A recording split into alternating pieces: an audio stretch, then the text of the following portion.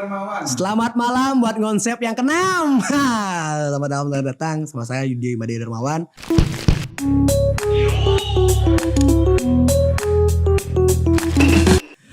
Salah satu vokalis dari Lyon Sinatra yang dimana oh belum ya? Gimana sih Pak kebiasaannya? Iyalah, karena kan ini adalah suatu kesan yang luar biasa sekali ya bisa diundang sama konsep yang dimana di awal konsep itu membuat suatu podcast yang belum sama musisi ya kan. Sekarang kan pertama kali sama musisi kan. Di sini kita. Ya harus. Gimana nih teman-teman? Apa kabar? Membaik. Berarti membaik ini berarti ada sesuatu yang janggal sebelumnya. Ya betul. Yang janggal tuh adalah tentang keadaan yang dimana kita dipersulit sekarang pandemi ini. Wow. Pandemi ya namanya pandemi di mana izin untuk membuat suatu kesenian terhambat karena adanya virus. Mudah-mudahan ya kalau harapan saya maaf ya kalau nggak ada nanya nih ya saya bercerita aja karena kenapa ya?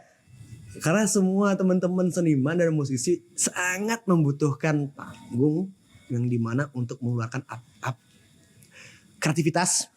Satu kreativitas yang utama, yang kedua baru kuantitas. Yang dimana sekarang banyak banget anak-anak yang cuman di rumah. Ya kita kan udah tahu kejadiannya banyak sekali ya saat ini ya. Dia nggak bisa ngeluarin apresiasinya keluar. Jadi, orang yang nggak keluar ketahan ya kan itu dah. Ya itu aja sih, membaik. Mudah-mudahan saya membaik dan dunia juga membaik ya. Oke. Jadi kalau ngebahas seorang personality seorang Yudi Darmawan yang dimana lagunya dikenal soft boy tapi kelakuannya fuck boy. Udah perlu lagu ini. Bukan. Bisa malah Anda tanggung jawab itu semua. Bukan. Sebelum itu dimulai mau tanya image lagu soft boy tapi kelakuan fuck boy itu sengaja dibangun apa enggak? Kalau dari awal sejarah ya. Dulu sebelum adanya, saya kan dikenal sama teman-teman dari vokalis Lyon Sinatra. Oke. Di awal di tahun 2006 itu masih tamat SD masuk ke SMP. Saya di SMP punya band namanya Soya. Band Soya, sekarang teman-teman udah di blues semua. Itu dulu kita bawain lagu-lagunya, lagu-lagu terporti lah, lagu-lagu kita sendiri juga ada. Tapi dulu belum kelihatan soft boy. Itu udah hot boy ya kan. Hot boy. Ya itu dah. Kita jelasin dulu. SMA ketemu namanya perempuan kan. Nah, perempuan. Ya, namanya cinta-cintaan. Ketemu Nak sama Nak Bajang apa Nak Apur? Nak Bajang apa Nak Apur? Oke, Kak kelas, oke. Sip, Kak kelas anak kampus. Dan tahu suka-sukanya Anda. Ya. Kak kelas anak kampus. Ya, saya buat bentuk band namanya Wangsa. Yang dimana lagunya tentang cinta juga. Mulailah ke soft dan di awal ya saya dikenal sama teman-teman di Gita Suara, Gita Kidung, Sastra Bali.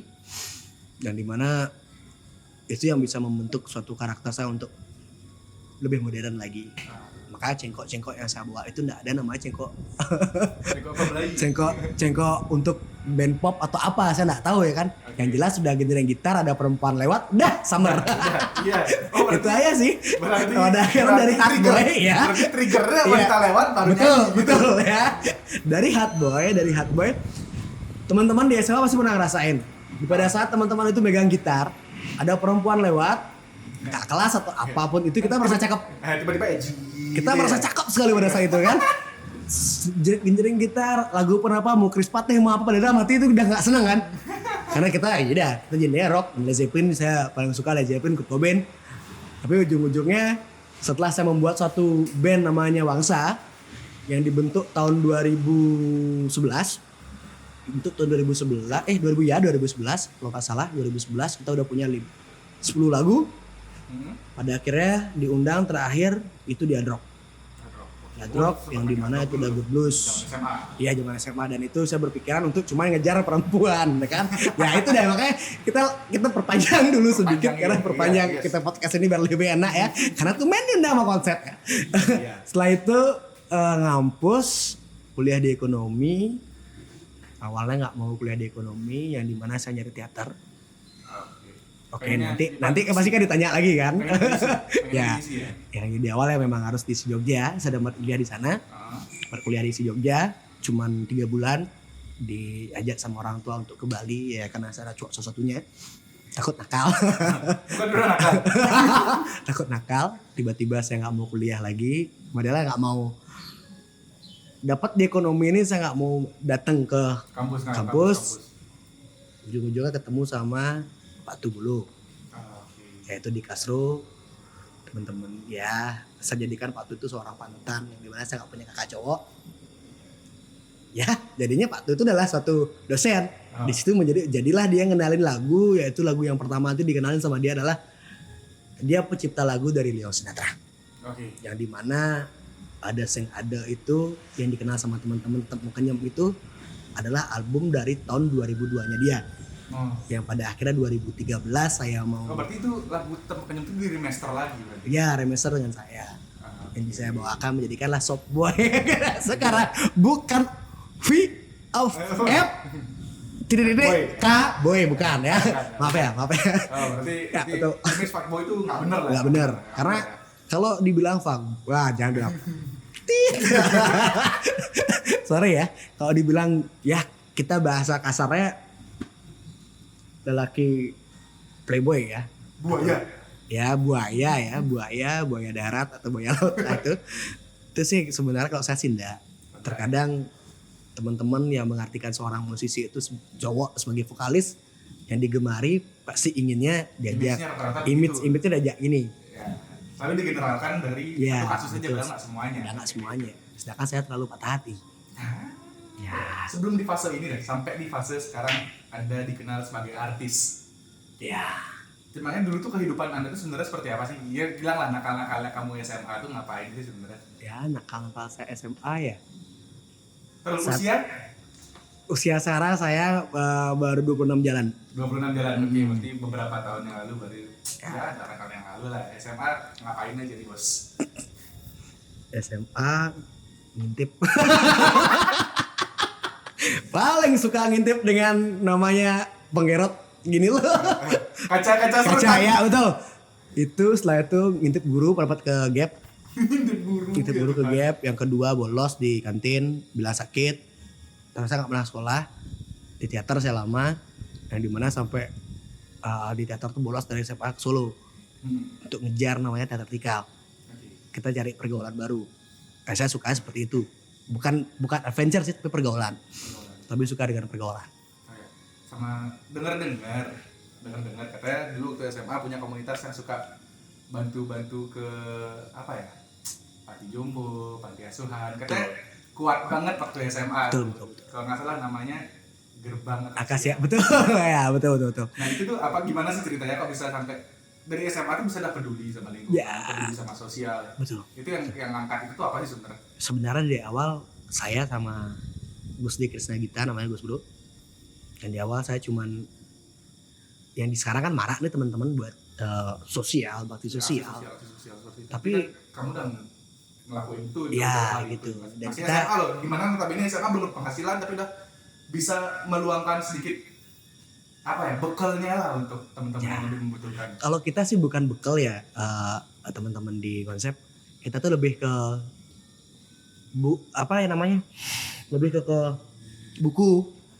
Buku yang sekarang kurikulum kan sudah mulai berganti kan, udah jarang sana pakai buku kan. Dulu saya ada buku cerita, teman-teman ada baju. Itu di sana di Gerbang Akasia dulu sebelum kaki saya patah kalau nggak salah, itu anggotanya cuma 14 orang, yang dimana nyari kos saya sama teman satu teman gospel itu.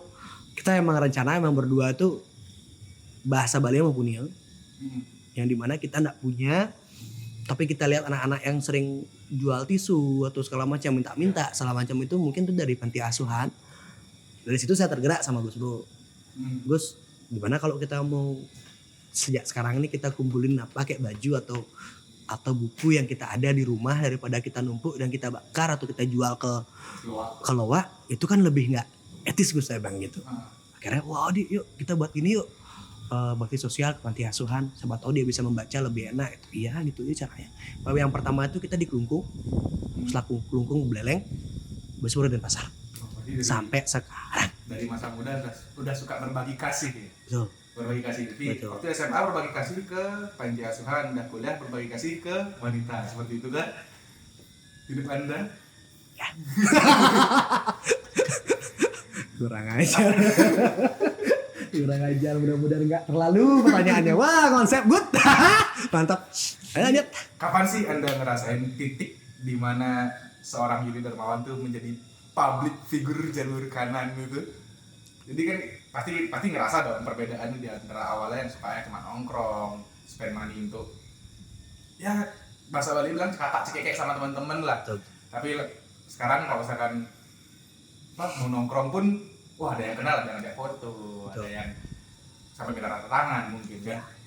Di mana sih titik pertama kali Anda merasa sebagai public figure? Itu di tahun 2014. Oke. Yang dimana titik itu sangat membuat saya sungkan ya. Hah, Sungkan tuh saya siapa awalnya gitu. di awalnya gitu. Karena bukan masalah genre itu ya teman-teman yang nonton di konsep nanti ada teman-teman di sini juga biar tahu. Dulu zaman itu di tahun 2013 dan 2014 tuh belum maraknya namanya sosial media. Oke. Ya dimana kita harus bersosialisasi benar-benar sama orang-orang. Oh jadi kayak sowan kemana? Ya, pertama kali diajak sama Leon Sinatra tuh saya main di Kerambitan kalau nggak salah. Ya Kerambitan pertama kali tuh SMA. Turun dari mobil orang udah teriak. Dan saya bertanya sama diri saya sendiri, saya siapa? Itu di awal. Saya siapa dan akhirnya saya lupa lirik dan ya. Oh, ada pengalaman seperti itu juga Sangat. di panggung. Karena di awal kita berpikir kan kita cuma untuk nyanyiin lagu, kita menghibur bukan untuk disukai. Oke. Karena kita punya moto Leon Sinatra dulu adalah cukup dikenang lewat karya, jangan kenang orangnya. Oke. Itu yang di awal kita pegang. Tiba-tiba menjadi terkenal, booming tuh seketika. Itu membuat saya goyah pada saat itu. Goyah itu haruskah saya berpenampilan yang berbeda untuk disenangi selanjutnya, sedangkan idolis saya berbeda. Ya, sedangkan jadi diri Anda mengatakan hal yang berbeda. Hal yang berbeda. Kalau masalah fans deh, Ya. sebenarnya seneng nggak sih banyak fans? Sebenarnya kalau saya banyak fans itu saya jadikan seorang sahabat. Sahabat. Karena kenapa? Tanpa adanya fans kita jadikan sahabat, kita nggak jadi apa-apa kalau di musisi. Jadikan fans itu jadikan satu wadah yang dimana dia harus mau ngobrol sama kita tanpa harus memandang kita tuh artis. Berarti kritik-kritik dari fans juga banyak Woi. dimasukin. Bukan kritik lagi, teman-teman di konsep, bukan kritik lagi.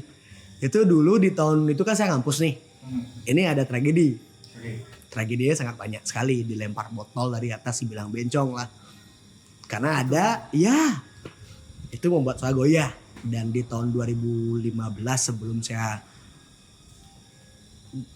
dapat bilang untuk break sebelum pandemi ini, ya karena ingin melanjutkan kuliah dan juga jenuh karena kenapa? Orang-orang mandangnya, maaf ya, saya bukannya mengintimidasi teman-teman yang ada di Bali, tidak. Tapi kalau kita masih musisi Bali, seniman Bali, kita namanya seniman, bukan selebritis ya. Zaman itu. Kalau sekarang kan udah selebgram, udah ada, Selebgram. udah enak ya kan, udah enak. Maaf sebelumnya udah enak. Seleb, dikit juga ben seleb. Iya kan? Sekarang. Ya kan zaman sana seperti itu. Ah. Dan dia aktifnya di sosial media. Hmm. Pernah nggak tahu lingkungan di luar seperti apa? Oke. Itu yang saya ingin berikan ke teman-teman anak-anak muda.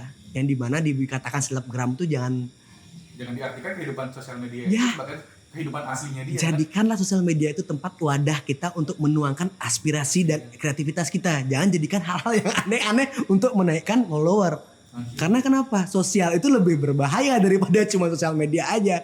Kalian di komen dihina ya nggak apa-apa. Tapi zaman dulu Zaman dulu komentar langsung masuk ke kuping. komentar langsung masuk ke kuping, sedangkan ada yang pengen jadi band yang naik, ujung-ujung di motor kita ditendang. Pada saat kampus saya ditendang luar biasa karena pakai stiker Leon Sinatra. Wah iya saat itu, dan akhirnya di situ pernah ngobrol sama orang tua yang dimana coba pertahanin dulu kuliahnya sama keteguhannya untuk jadi artis ya. Akhirnya Kebanyakan sih sekarang melupakan hal itu ya. Ya teman-teman, saya sih ngasih pesan buat teman-teman yang nonton konsep nanti ini, anak-anak muda yang terutama yang naik-naik lagi booming-booming dan ganteng-gantengnya kan, janganlah lebih selektif lah untuk bersosial media lah. Lebih wajar-wajarnya aja lah. Sewajarnya saja. Bahasa wajar-wajarnya aja. Itu sih kalau saya. Itu aja sih. Misalkan tadi cerita tahun 2014 Anda merasakan titik di mana Anda jadi public figure, ya kan? Jadi gimana sih kisahnya kok bisa ketemu sama Pak Tuh dulu di Kasto? Yang tadi Itu dibilang. kisah di awal itu Nah, ada. soalnya kan kalau dilihat secara umur, Anda dan Pak Tuh dan Bijigo itu kan jauh nih. Ya. Jauh nih. Anda tuh jauh lebih kecil dibanding mereka berdua. Waduh, Ya, jadi pertanyaannya berat ya. kenapa sih kok bisa masuk di circle-nya mereka? Apa emang dari kecil suka main-main yang tua-tua? Apa selera Anda yang tua-tua atau yang setengah tua? Apanya nih? Dulu selera untuk. Ya, maksudnya untuk bertemannya, untuk komunikasinya lebih enak sama yang lebih berpengalaman Oke. gitu. Ya, itulah saya. Oke. Yang lebih berpengalaman saya ajak bicara karena kan kalau di hidup itu kita bakal pasti merasakan fase dewasa ya, bukan tua. Saya menolak tua. Maksudnya menolak tua itu maksudnya Pengennya dewasa steady terus gitu. jiwa muda, tapi pemikiran kita harus dewasa. Dewasa. Itu dari dulu. Makanya kan saya cocok sama Pak Tu sama Puk Lu itu yang di awal mah karakter suara yang dikatain sama Jigu. Yang kedua, saya tidak pernah memilih karya. Itu yang di awal. Yang ketiga, caranya kita ATM, amati tiru dan modifikasi. Itu yang saya paling suka. ATM itu kadang orang-orang itu tidak semua memahami jalur di mana kita harus mengamati, meniru dan modifikasi sebuah karya. Kadang-kadang kan orang-orang itu cuma ambil copy paste, lempar. Iya, betul. Sebenarnya coba sih bisa nggak sih didetailin apa sih sebenarnya amati, tiru, modifikasi versinya Yudi? Oke, versi saya amati tiru dan modifikasi itu kita membuat suatu hal yang sama tapi bernuansa baru. Oke. Mungkin satu konsep. Itu sudah pernah konsep ini adalah hal yang terpenting sebelum kita memikirkan mengerjakan suatu karya seni. Udah ada nggak yang make? Ya kan? Ya. Udah ada nggak yang Riset make? dulu. Riset dulu. Tapi kalau untuk nanti di eksekusinya ada yang sama, itu kan sudah modifikasi dengan hal konsep yang berbeda. Itu dan dibungkus sama nuansa yang Nuansa betul. nuansa yang kita miliki Ya, sendiri. betul. Oh, teman-teman konsep pintar sekali kan. Itu yang sebenarnya namanya ATM. Amati, tiru dan modifikasi. Ditiru itu apanya? Kesuksesan acaranya. Ya. Berarti harus Ya, ada kan? sudut pandang tersendiri. Iya, nggak bisa ditiru. literal gitu. Enggak bisa. Kita punya konsep nih. Konsepku mateng mau buat A gitu kan. Tapi ada temen yang buat A yang sama. Kita buat A+. Oke. Iya kan? Harus ada yang lebih. Ada yang Buat- lebih apa sih? Apa sih yang maksudnya bukan yang lebih. Kita harus buat yang berbeda. Ya, di apa awal. sih kesimpulan yang dapat di situ? Ah. Yang berbeda. Iya, yang berbeda. dari- Biarpun sama tentang kesenian kan gitu, kita bilang ruang lingkup kesenian ya. Satu ada teman-teman yang buat kesenian A gitu dengan genre yang sama nih, genre yang berbeda tapi jadiin sama. Kita juga pengen buat, tapi apa kesimpulan yang berbeda di situ? Itu yang kita cari. Oke. Amati tiru modifikasi itulah dia. Iya, cari kesimpulannya aja. Apa untuk memotivasi teman-teman tuh apa sih di sana? Padahal acaranya sama gitu. Tapi ada Nuansa yang berbeda gitu. Karena yang berbeda lah yang bisa buat kita muncul ke permukaan. Ya. Bukan seperti itu. Karena kita kan di Katulistiwa Oke. berbeda-beda tapi tetap satu juga. Oke. Filosofi sekali Bapak Yudi ya. Ya kita, ya kalau sekali kita ngomongin dampak pandemi kayaknya semua orang sih merasakan dampaknya. Betul. Apa sih yang buat Anda bertahan sebagai musisi? Kalau saya sih bertahan itu Bertahan untuk berkarya selama pandemi ini. karena di pandemi ini kita bisa refresh ya. Itu satu. Yang dimana pada saat sebelum pandemi kita jenuh. Jenuh akan aktivitas yang rutin itu terus mungkin Betul. orang yang nonton Itu aja tiba-tiba pandemi kita lebih bisa introspeksi diri untuk kedepannya. Membuat karya-karya baru. Karena kenapa? Mungkin ya, ini mungkin cuma saya atau orang lain juga sama. Pada saat kita di keadaan mendesak, kreativitas akan muncul. Oke. Ya, Betul nggak? munculnya satu kreativitas. Munculnya satu kreativitas, munculnya keadaan yang mendesak otak yang dimana kita harus apa dek gaya. Pada saat masa-masa seperti ini muncul tiba-tiba pada saat kita sudah di zona nyaman ngedown. Enggak, ya. Jadi fokusnya cuma tinggal gimana ya? Ketika Anda sebagai seorang artis lah bilang gitu, fokus Anda sebelum pandemi ini kan fokusnya untuk menghibur fans, Betul. menghibur. Betul. Dan sekarang ketika rehat, Anda bisa memikirkan apa sih lagi yang bisa Ya, dibuat, relasi seperti itu kan kita bisa dapat relasi temen, yang kedua karya baru, nuansa baru, dan aura yang baru. Pada saat setelah mudah-mudahan pandemi ini segera usai lah ya, Iya. biar pariwisata Harapan lebih seperti cepat kembali ya. Karena sepi ini udah, aduh, terbunuh sepi lah nanti ya. Lagunya slang bro. Nah tapi sebenarnya tadi Anda cerita tentang Pak Tubolo di Jigo, ya kan? Ya betul. Ada rumor yang bilang kalau Leon Sinatra tidak baik-baik saja. Mohon bisa diklarifikasi. Oke, Apa sih sebenarnya yang terjadi?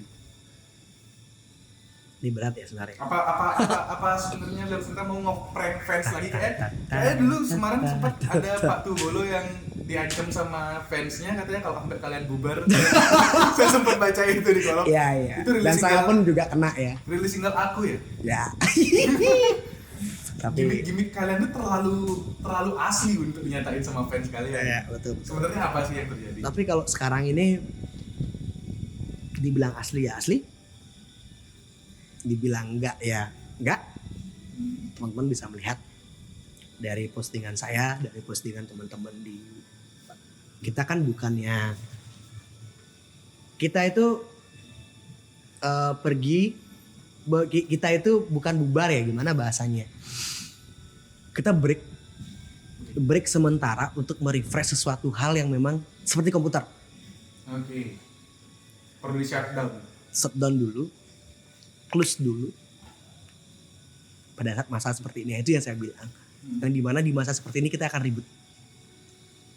Apalagi sebuah band. Kita ingin menurunkan ego sebenarnya. Yang dimana ego pertama di zona nyaman tuh kita pengen ini A, B, C, D, dan saya sebagai yang paling kecil ya maaf sebelumnya saya ngomong seperti ini dengan kakak saya. Ada Pak Tubolo, ada Ciko. Mudah-mudahan konsep juga makasih banyak nih udah ditanya seperti ini. Nah dimana saya harus bicara ya. Biar teman-teman juga dari fans club Leon Sinatra di Kelas Sederhana tidak perlu takut karena Leon Sinatra masih berteman baik-baik saja. Tapi untuk saat ini kita break karena ingin merefresh suatu hal yang sedikit biar nanti ke depannya itu biar lebih berseri lagi. Oh. Itu aja. Berarti lagi ada yang disiapin nih untuk teman-teman fans berarti. Belum tentu juga. Oh nggak mau jawab nih berarti Belum. nggak mau jawab nih. Nggak mau kasih bocoran nih. Oke. Belum tentu juga. Tapi gini sih, kalau break itu bukan untuk meninggalkan satu sama lain, Iya. tapi lebih mengintrospeksi diri satu sama lain. Apa yang harus kita buat? Apa yang harus kita gali? Masa segini-segini aja? Oke. Seniman kan tidak mau segini-segini aja. Ya, idealismenya tinggi gitu. Iya, itu dah kita harus menurunkan idealis pada saat pandemi ini. Nanti pada saat udah dunia normal mungkin ya. Mungkin kita akan segini lagi. Ya, Mungkin ya. kan gini ya. Fans kan pasti seperti itu. Segitiga bermuda. Di atas ada siapa, samping kanan ada siapa, samping kiri ada siapa. Ya, deh. Itu sih. Itu aja sih. Udahlah. Yang jelas Leon Sinatra masih aman-aman saja dan saya masih bisa membawakan lagu dari karya Pak Tu juga. Dan kita masih aktif berkarya dan masih aktif berteman. Ya teman-teman mengerti lah kondisi saat ini ya. Seperti apa itu aja ceritanya. Oke. Berhubung sekarang hari kasih sayang, kan Aduh. lagi Valentine. Coba dong kasih ucapan yang manis buat fans-fansnya untuk sabar menunggu kamu. Oke. Lihat ke sini ya. Ke sini. Oke. Buat tim Kelas Sederhana yang perempuan ataupun laki-laki, Kenapa perempuan harus duluan? kebanyakan kan seperti itu ya, Ya, kan. oke. Kebanyakan perempuan mendengarkan lagu dari Leon Sinatra dan mungkin di Valentine kita banyak sekali dapat main dulu ya, menghibur pada saat nuansa cinta. Tapi saat ini di musim seperti ini jangan pernah membenci jarak. Berkat jarak rindu itu terjadi. Yes. Oke, sedap. Jadi Selalu ada unsur cinta pada setiap karya Leong Sinatra. Sebenarnya makna cinta bagi seorang Leong Sinatra, lihat seorang Yudi Darmawan itu apa sih? Kalau saya sih makna cinta itu karena kena kutukan lagu aja sebenarnya ya. Yang dimana Soalnya kan lagu-lagu kalian tuh liriknya tuh semuanya pada relate sama kisah cinta anak muda zaman sekarang. ya betul. Lirik-lirik bilingualnya pun, Bali Indonesianya pun masuk aja ke pergaulan Ya, kita kan. betul. Coba Rik. Karena gini, di awal ini saya jujuran ya, kerekeran aja ya sama Ya, teman-teman sini ya. Yang dimana Pak Tu buat karya, Pak Tu Bolo buat karya, Jigo yang mengaransemen, saya yang pemanis. Ya kan, sebagai Oke, vokalis. seperti itu biasanya. Iya, stepnya seperti itu. Yang dimana yang pemanis kena. Seharusnya kan yang merasakan, yang buat karya yang merasakan kena ya kan. Tapi pada saat menyanyikan lagunya, saya entah nggak sadar atau bagaimana, pada saat saya menyanyikan lagu dari ciptaannya Pak Tu Bolo, itu ujung-ujungnya nanti kehidupan nyata saya yang kena. Yang terjadi saat ini. Yang dimana kemarin tuh lagu Jaga Tresna kalau nggak salah. Jaga Tresna akhirnya saya menikah. Menikah dengan, ya itulah, menikah dengan istri tercinta saya. Ibunda. Pada akhirnya melahirkan Karma. Ya Karma, buah hati lah namanya Karma ya kan. Itu aja sih, saya selalu kena kutukan lagu dari Pak Tu. Padahal teman-teman bilang, ya di tahun 2014 sana itu dibilang ya itu band cowok ya sama fans itu. Sama saya nggak mikirin hal itu, tapi itu terjadi seketika saya tidak pernah merasakan namanya menyakiti perempuan, karena perempuan adalah seorang ibu. Itu pertama. Terkadang orang yang nggak buat lagu tapi yang nyanyiin yang kena. Itu yang saya paling keselin sebenarnya sampai sekarang. Keluarin lagu baru kena, ujungnya kutukan lagu ya. Itu namanya atmosfer lagu yang dimana kita sudah seperti ini sama temen. Udah saling satu frekuensi. Kalau udah satu frekuensi kita di musisi atau di band ya. Band tuh paling susah sebenarnya. Kalau teman-teman buat band tuh paling susah banget untuk kita nyatuin frekuensi yang sama. Yang dimana kita punya ideologi yang berbeda kan. Yeah. Pada saat itu satu frekuensi pasti kita punya kutukan. Ya kena siapa nih? Ya itu. Selalu seperti itu. Coba mungkin teman-teman nanti yang menonton konsep nanti pasti akan pernah merasakan hal itu. Itu aja sih. Yuk lagi, ayo. Seranglah, gak apa-apa. Nggak usah banyak-banyak. Iya. Ya. Last question. Oke. Hidup untuk bermusik atau hidup dari musik? Hidup untuk bermusik. Alasannya? Karena lebih bisa menyenangkan orang lain. Karena musik ini kalau saya di atas panggung pada saat orang-orang mau bernyanyi dan bergembira, itu saya sudah cukup lega. Karena dari zaman tahun 2009 baru kenal musik, saya baru pertama kalinya nyanyi di AMI, Surabaya segala macam, lihat teman-teman nyanyi, pada saat saya ikut nyanyi itu saya senang sekali. Hidup untuk bermusik. Hidup untuk musik. Ya, Yes. itu adalah ide saya. Jadi membagi kasih. Membagi kasih. Oke. Selamat. Wes. Terima kasih banyak Oke. atas waktunya. Dan tapi itu ya cuma satu hal, mudah-mudahan konsep ini kesan dan pesan saya ya. Oke, boleh. Itu yang kurang Anda tanyakan dengan saya. Harus saya aja yang bertanya ya kan. Kesan dan pesan saya untuk konsep yang keenam, semoga bukan musisi saya saja, karena di daerah kita yaitu di Badung banyak sekali talenta yang dimana harus ditanya di masa pandemi ini. Selain ditanya juga suatu hal kebanggaan bagi mereka yang dimana ada wadah cuman hanya bertanya. At least care lah sama mereka. Iya, istilahnya kita sudah care. Cuman untuk bertanya apa sih yang kalian lakukan di pandemi ini? Apa sih kesulitan kalian? Itu udah menjadi suatu hal yang teman-teman di konsep bisa ambil dan bisa dicatat satu persatu, yang dimana nanti ke depannya itu bisa dijadikan suara. Karena bahasanya suara seniman menjadikan satu, kita kumpulkan jadi satu, kita berikan ke yang lebih masyarakat lain lebih luas lagi, ada masyarakat, ada teman-teman yang lain juga kan. Yang mudah-mudahan dari konsep ini aspirasi saya yang mewakili teman-teman musisi yang lain boleh diajak dong lewat sini. Mudah-mudahan teman-teman yang lain, musisi, teman-teman seniman yang lain, mudah-mudahan dari aspirasi saya ada kepedulian dari pemerintah Bali terutama yang memang harus kita ajukan ya. Mudah-mudahan kita diberikan wadah untuk di masa-masa seperti ini, wadah yang lebih ginilah, lebih mengikuti himbauan-himbauan dari pemerintah yang dimana kita masih bisa berkreativitas tanpa harus ragu untuk mengeluarkan apa yang sudah kita pendam sama ini. Itu aja sih dari saya, dan kesan saya sangat luar biasa sekali anak-anak muda yang ada di boleh diajak dong konsep. teman-teman mampir ke sini. Mampir aja di sini karena di sini juga perlu